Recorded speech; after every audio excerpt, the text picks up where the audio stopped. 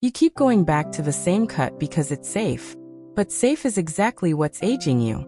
There's a length right now sitting on your shoulders or past them that's pulling your whole face down. Adding what stylists quietly call 4 to 6 years, just from gravity and shadow. Today I'm covering 5 haircuts that do the opposite. They lift, they frame, they catch light exactly where you need it. One of them is sitting in a category you've probably avoided since 1995, convinced it would age you. It's doing the reverse. I researched the best cuts and the worst mistakes for women over 50 so you get real results, fast. If you haven't already, hit subscribe. I cover this every week. Part 1. The layered lob. You know that cut. Shoulder length, maybe a little past it. Easy to maintain. The one every stylist defaults to when you say just something low fuss. It's the haircut equivalent of beige walls. And it might be doing more damage than you think. Here's the thing nobody explains when they hand you that length.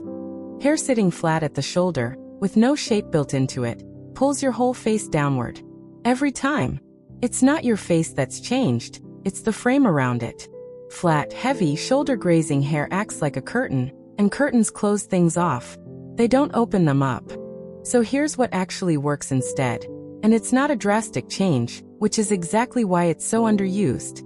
A long layered lob, cut just above or at the collarbone, with face framing layers that start at the cheekbone and move. That's the phrase you want at the salon. Face framing layers starting at the cheekbone. Not some layers. Not a trim. That exact phrase. Why it works is almost embarrassingly simple. Layers create movement, and movement catches light. Flat hair absorbs light and goes dull. Layered hair bounces it back toward your face. Toward your eyes, your cheekbones, the parts of you that deserve the attention. Most women never connect their haircut to how tired their skin looks in photos. It's not your skin. It's the shadow your own hair is throwing on it. There's a second piece most stylists skip unless you ask directly. A slight diagonal forward angle at the front layers, longer near the chin, shorter moving back.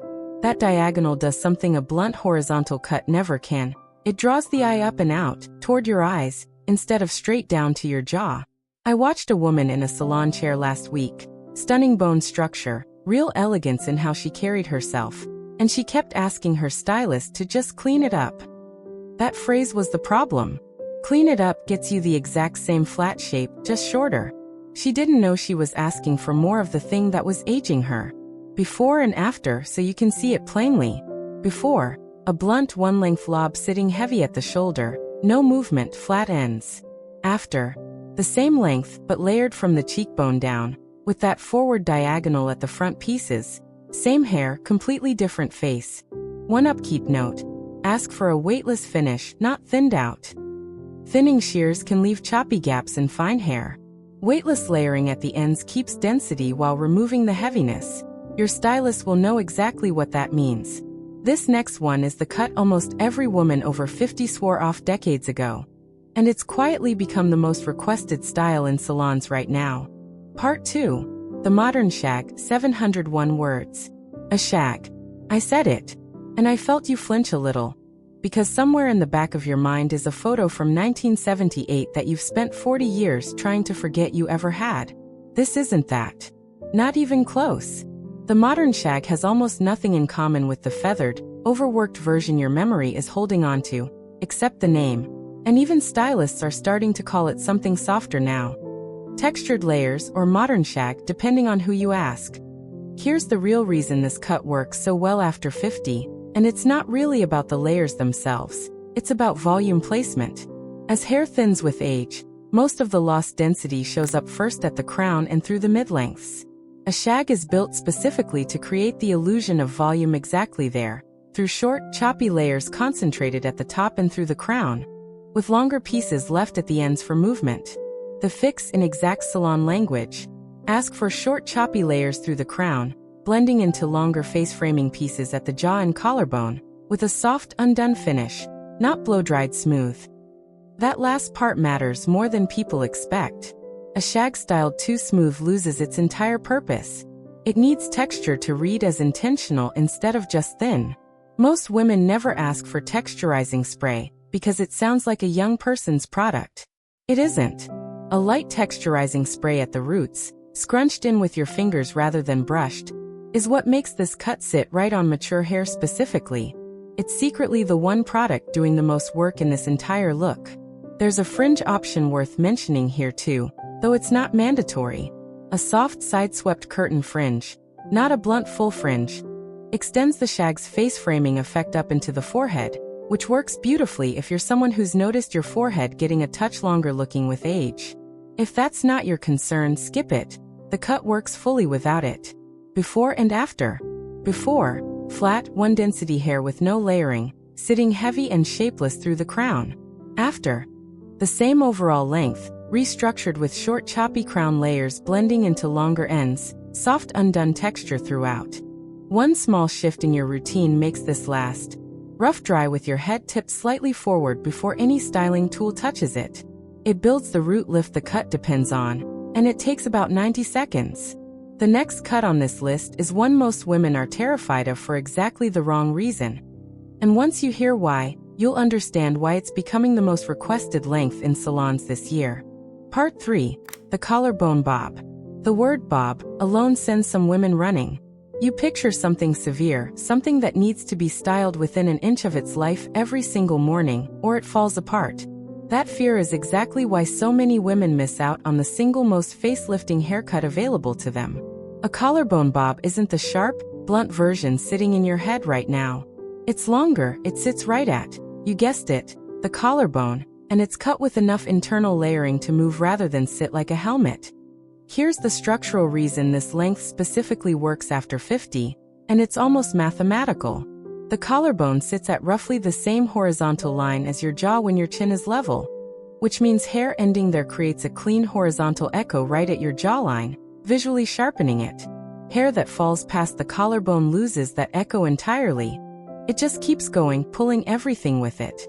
The exact phrase for your stylist. A collarbone-length bob with internal layering and a slight inward curve at the ends, not blunt across the bottom. That inward curve, sometimes called a bevel, is what keeps this from reading severe. It softens the line right where it meets your neck. What changes everything here is the angle of the cut from front to back.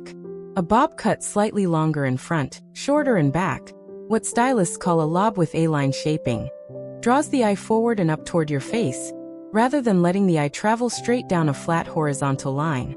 Without knowing it, most women ask for the opposite, even length all the way around, which is the blunter, more aging version of this exact cut. Here's something most women don't expect. A collarbone bob, done correctly, actually requires less daily styling than long hair, not more. The internal layers fall into shape on their own once they're cut correctly. It's the all-one-length versions that need a flat iron every morning to look intentional rather than just long and uncut. 3 named swaps to bring up specifically. Before, one-length hair falling past the shoulder with no internal shape. After, a collarbone bob with internal layering and a slight inward curve. Before, even length cut straight across the back. After, a subtle A-line longer in front. Before, blunt, severe-looking ends. After, a soft beveled edge at the bottom. Upkeep tip. A light smoothing cream on damp ends, never the roots, keeps that inward curve intact without flattening the volume up top. What's coming next is the one cut on this entire list that scares women the most. And it's the one I'd argue you should be the least afraid of. Part 4. The Soft Pixie. Here it is. The one you've been bracing for since the title flashed on your screen. A pixie cut. Take a breath, because I need to say this clearly. The pixie cut that's aging women is the short, severe, low maintenance because there's nothing left to maintain version. That's not what I'm describing. A soft pixie, done correctly, with length left on top, is one of the most rejuvenating cuts available to women over 50, and almost nobody asks for the right version. The mistake almost everyone makes starts at the consultation, not the chair.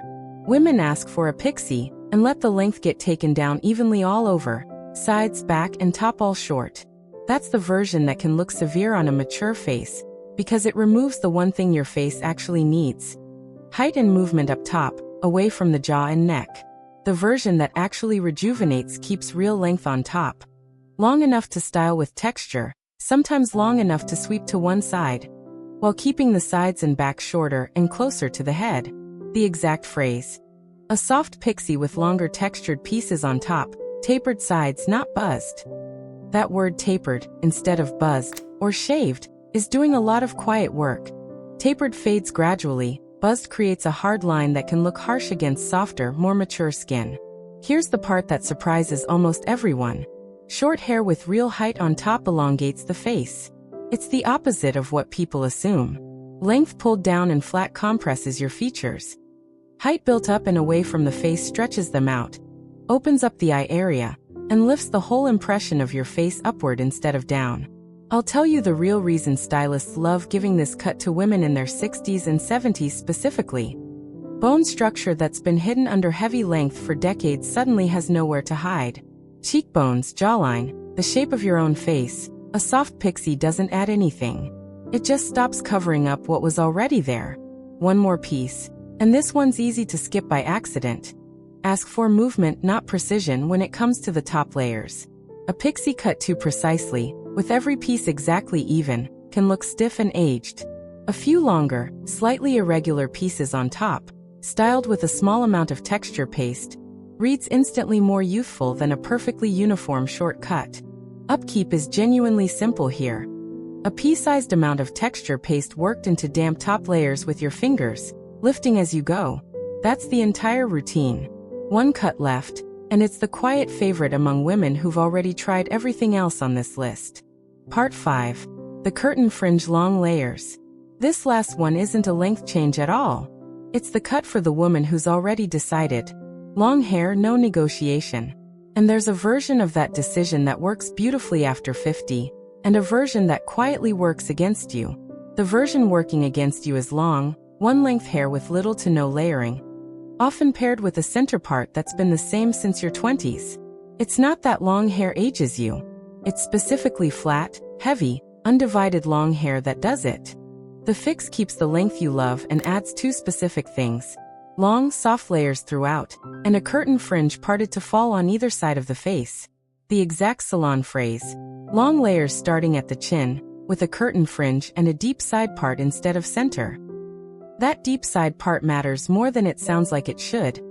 A center part on long hair creates a hard vertical line straight down the middle of your face, which can emphasize length and drawn features. A deep side part breaks that line entirely. Here's what nobody tells you about curtain fringes specifically. They're not actually bangs in the traditional sense. They're face-framing pieces that start further back than a true fringe, are cut longer, and sweep outward rather than down. That distinction is the entire reason this works on mature faces where a blunt, forehead-skimming fringe often doesn't. There's no harsh horizontal line crossing the forehead, just soft pieces moving outward, away from any lines or texture you might be self-conscious about. The real reason this combination ages so gracefully. Long layers remove weight gradually from root to end, rather than all at once at the bottom, which means the hair moves with you instead of swinging as one heavy sheet. Movement, again and again in this video, is the thing doing the actual rejuvenating work. Not length, not color, not product. Movement. A secret almost nobody mentions. Ask your stylist to point cut the ends instead of blunt cutting them straight across. Even on long layered hair, point cutting creates soft, irregular tips instead of a hard horizontal line at the bottom. It's a 5-minute difference in technique that changes how the entire length reads. 3 swaps to bring to your appointment. Before, one length long hair with minimal layering. After, long layers starting at the chin. Before, a center part. After, a deep side part. Before, blunt cut ends straight across. After, point cut soft irregular ends. Upkeep tip. A lightweight oil on the ends only, applied to damp hair, keeps long layers from looking dry or brittle at the tips, where age and length show first. You've now got all 5. The only thing left is deciding which one matches the face you already have. You just walk through 5 specific haircuts, the exact salon language for each one, and exactly why each one lifts your face instead of pulling it down. That's not a small thing to know. Most women go years without anyone explaining it this clearly. Your bone structure was always there. These cuts just stop hiding it. Tell me in the comments, which of these 5 are you walking into your next appointment asking for? Next time, I'm covering the 3 colors that pair with these cuts to take years off even further. like this video, subscribe to Timeless Wisdom Path, and I'll see you in the next one.